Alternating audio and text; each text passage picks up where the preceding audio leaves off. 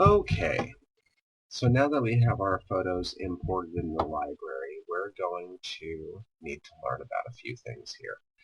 First, I want to go over the view modes. This is very important.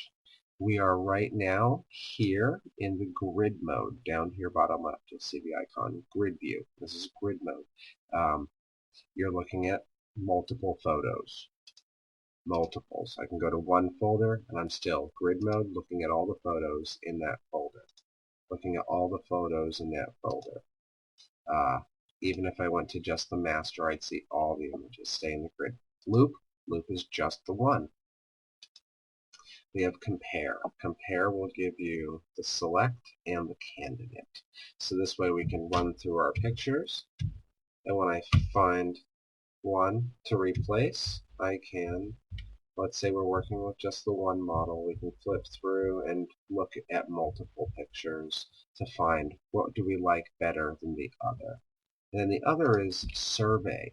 Survey lets you control click or Mac users command click several photos to look at them across a big survey platform. So you're not looking at everything, just a few that you want to, whether it's 2 or 20, up to you.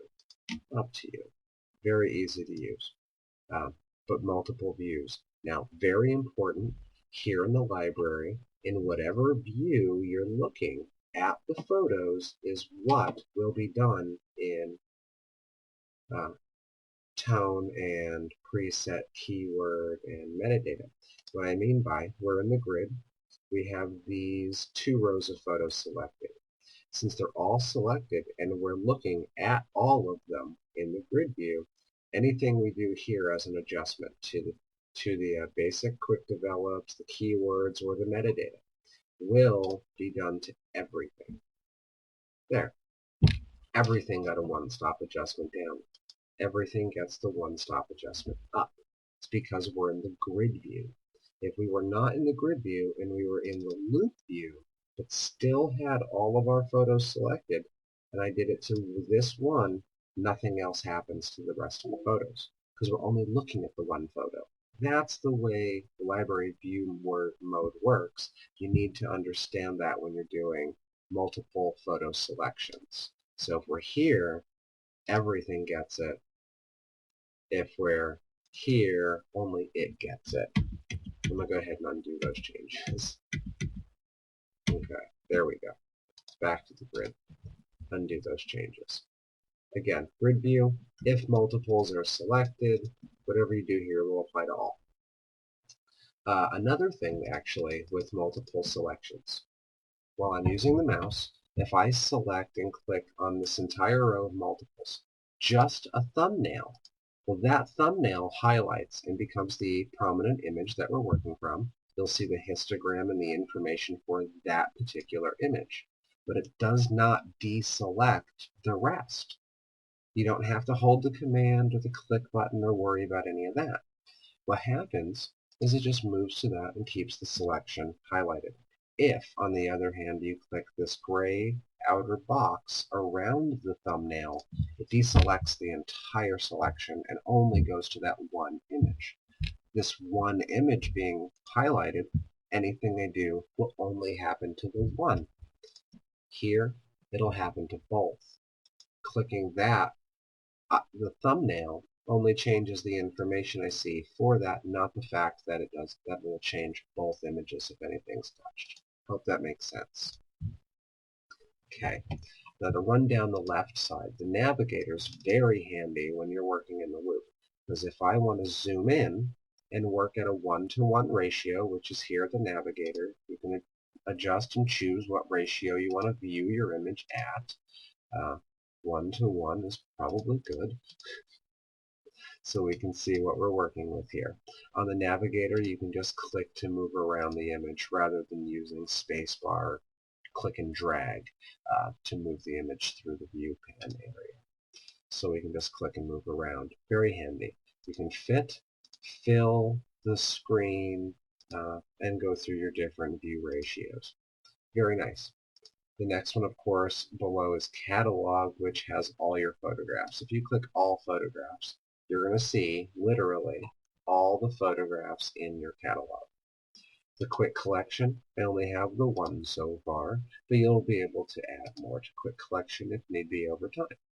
Let's go ahead and remove it from the Quick Collection. This gray circle in the top adds or removes, you'll see, 0. If I click the gray circle in the upper right, it adds it to Quick Collection, takes it away. Easy for quick viewing later on. And Previous Import is every time you import a new set of photos, the previous will be shown right here, that very last import. So if you get lost in your folders, you can see what you just brought in. But that's why I suggest using multiple folders and dating them to keep yourself organized. Okay, now, the reason I like to manually move my photos around before import and put them where they're going to stay. Because if you have to move them later on and you do through your computer in your folders and not through Lightroom, Lightroom will lose those and you'll end up with a question mark. That means the connection to the hard location is gone, so it can't actually let you develop or do anything to the photo. It doesn't know where it is. So I always do my moving in Lightroom directly. If I needed to change the location, I would pick it from here and move it to a new location, or I would add a new folder somewhere on my computer to which I could tell it then to drag and drop and move those folders to that folder. Lightroom knows exactly what it's doing if you use it to move things around. You do it outside of Lightroom, Lightroom has no idea what you've done.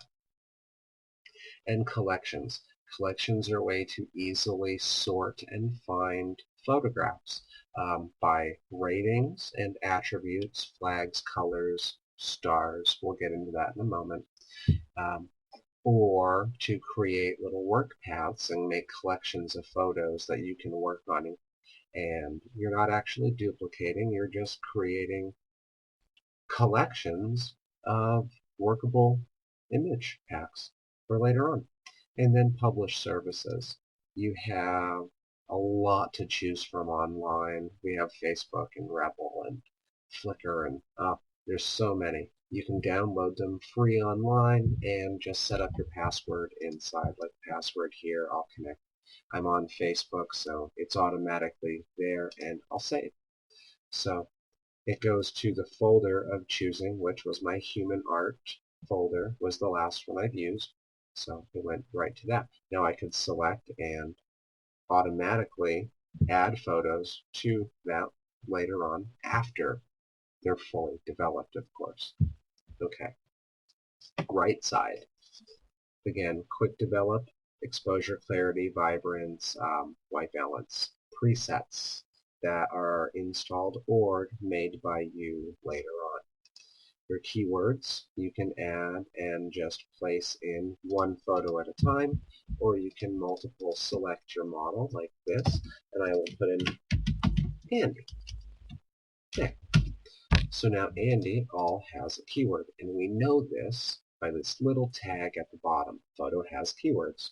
That's what that tag means. If you see a photo with it, it has a keyword. Without, does not. All right. Next panel, the keyword list. These are keywords that you've already used, and it'll tell you how many times that keyword is used. Depends what you shoot. Nature, baby, weddings, doesn't matter.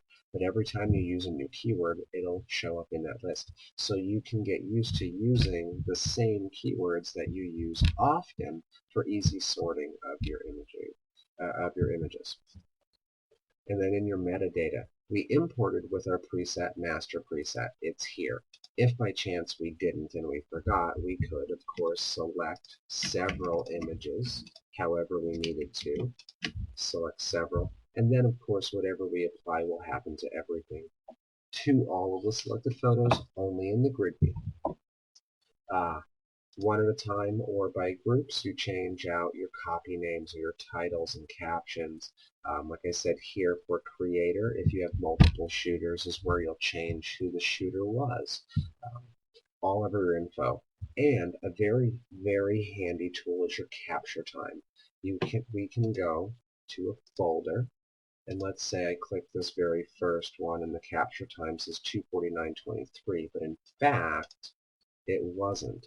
In fact it was 2:39, and we had two cameras and one was off sync.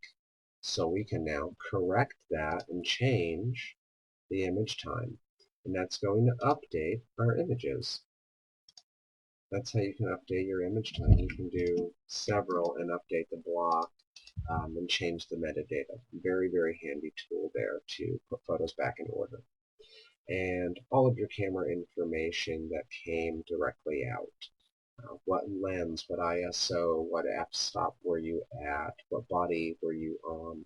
You have all this information so you know how you made the image. So when somebody asks, you can tell them.